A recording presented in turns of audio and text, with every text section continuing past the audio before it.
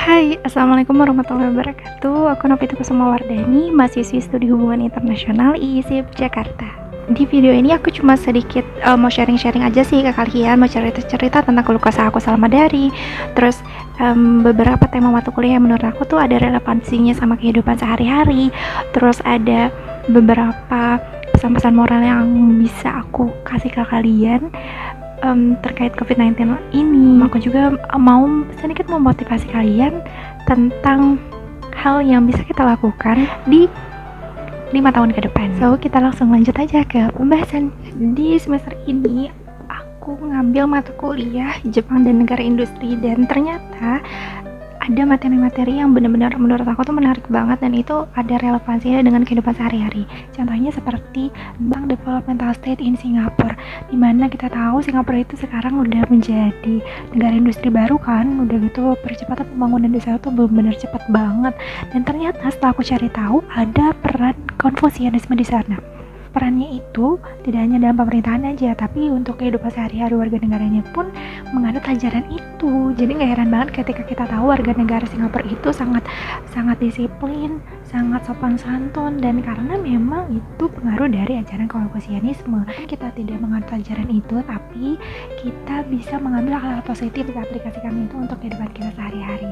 Selain itu, aku bakal nyampein beberapa keluh kesah aku selama aku daring nih, full daring. Hampir 1 semester ini aku full daring. Mungkin ini yang secara umum aja sih, secara umum aku rasakan dan hampir semua pelajar juga rasakan. Dari minusnya dulu kayak yang pertama, koneksi internet yang tidak stabil karena mungkin cuaca atau tiba-tiba wifi mati atau tiba-tiba kuotanya habis, kan itu bisa membuat perkuliahan itu atau pembelajaran itu menjadi tidak maksimal gitu ya. Dan minus yang kedua itu adalah tugas yang menumpuk. Mungkin gak cuma aku yang ngerasain, tapi hampir semua yang kuliah daring atau belajar daring itu ngerasain yang tugas yang benar-benar banyak banget dari biasanya. Terus yang ketiga itu adalah subsidi kuota yang tidak maksimal, tidak merata, dan terbatas untuk beberapa platform saja. Pada minusnya pasti ada plusnya juga sih ya. Menurut aku plusnya dari kuliah daring ini yang pertama, kita itu bisa memanfaatkan waktu dengan baik. Kayak misalnya aku kuliah itu naik kendaraan umum dan memakan waktu yang lumayan lama jalanan aku ke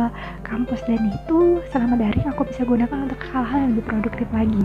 Terus yang kedua, mengurangi pengeluaran. Kenapa mengurangi pengeluaran? Karena aku tidak usah mengeluarkan ongkos untuk ke kampus dan melaksanakan kuliah secara biasa gitu. Selain plus dan juga minusnya dari daring ini, aku mau nyampein beberapa pesan moral yang kait dengan COVID-19 ini.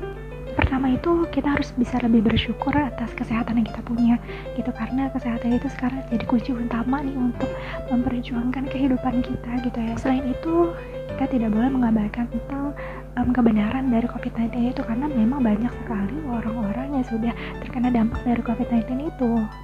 Masa kita masih terus-terusan gak percaya kalau COVID-19 itu ada sih? Terus kita harus bisa lebih menjaga kebersihan untuk menunjang kesehatan kita. Ya, walaupun banyak sekali plus dan juga minusnya yang kita dapat ketika kuliah daring ini, terus banyak sekali hambatan-hambatan yang kita dapat selama kuliah daring ini, tapi itu tidak membatasi kita untuk merealisasikan cita-cita kita melalui planning yang kita buat dari sekarang. Gitu juga aku juga punya planning di 5 tahun ke depan. Aku itu pengen jadi entrepreneur sama mau jadi fashion designer. Kadang suka mikir juga sih, kenapa kok bener-bener bertolak belakang banget dengan latar belakang keilmuan aku yang sekarang aku ambil.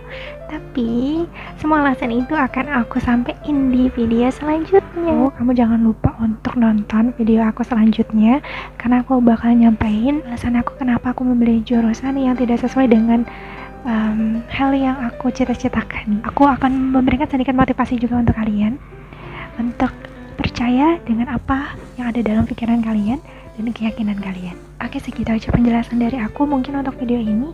Dan untuk hal-hal yang mungkin tidak bisa disampaikan di video ini, aku akan sampaikan di video selanjutnya.